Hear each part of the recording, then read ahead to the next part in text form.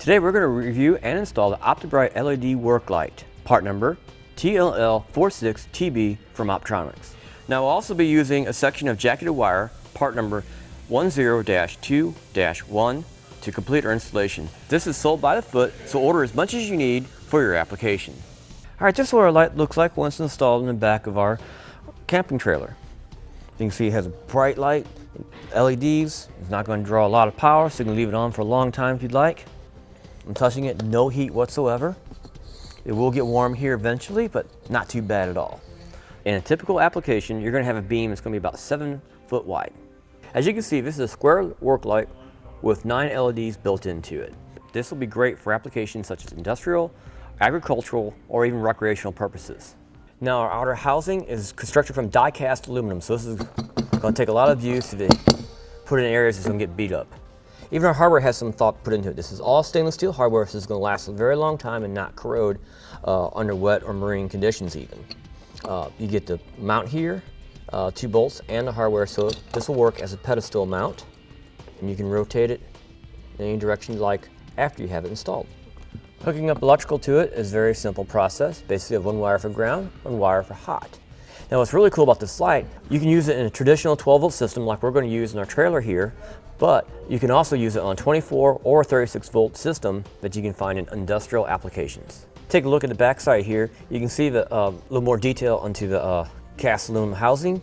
This also acts as a heat sink. The voltage is low voltage, but still create a little bit of heat, and this is really taken care of by this venting right here, or these fins. This is great for applications that you're going to have a light on for extended periods of time. Now we'll go ahead and show how we installed ours. First off, you want to find a location that's going to work for you in the way you're going to use it. In this case, our customer is going to use it for a backup light.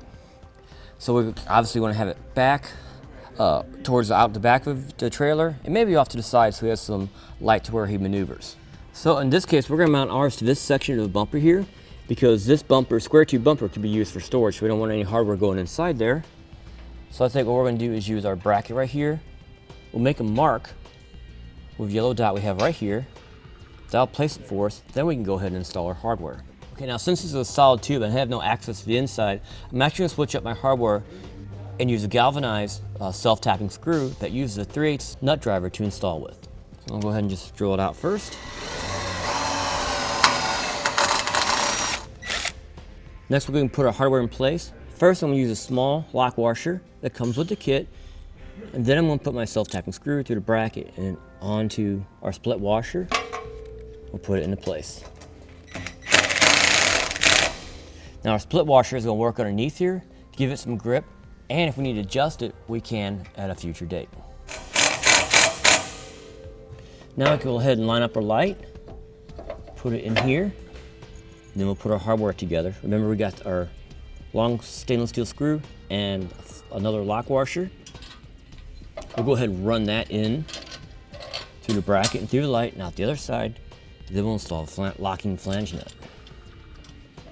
We'll put our light up. Now, after we have it in place, we'll go ahead and tighten up our hardware using a 12mm socket. All right, now at this point, we can go ahead and work for our electrical connections. Pretty simple. Underneath our sheath here that will cut away, we'll have the same black and white wires. White wires will go to ground, black wire is going to go to our positive side. Now we have 2 of our lights here, so we're actually going to cut our wire in half, run this up to a junction, and then have another set going to the other side. So we're just going to put this in line with our wires here. So let's go ahead and measure out our wire and cut off what we need. A little extra for working room. Cut our sheath back. Cut off our excess. And we'll go ahead and strip back our wires.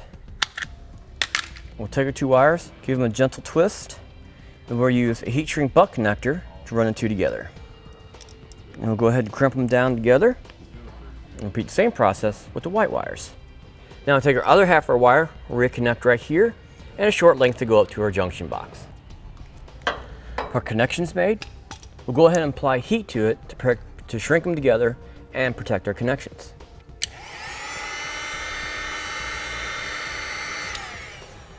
All right, now we'll go ahead and route our wires inside our junction box right here.